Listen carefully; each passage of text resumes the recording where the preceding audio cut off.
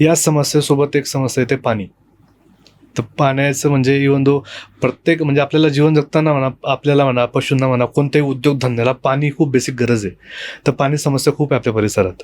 तर त्यांच्यावर तुमचा उपाय काय?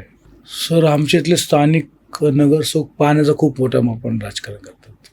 म्हणजे खूप वाईट गोष्ट आहे. म्हणजे राजकारण करावं तर काय राजकारण करावं हे पण त्यांना कळत नाही. त्यांनी राजकारण करावं तर काम लोकांना करून राजकारण करावं. बाबा मी काम केलं, आता मत द्या. पण राजकारण अशा पद्धती करतात की बाबा इथं काही ठिकाणी पाण्याचं प्रेशर, कारण ते सध्या आमच्या प्रभागातला माझा अभ्यास असा आहे की जे पाणी सोडणारे जे लोक आहेत, जे नागरिक सुविधामध्ये, हे सगळे नगरसेवकांचे काही लोक आहेत.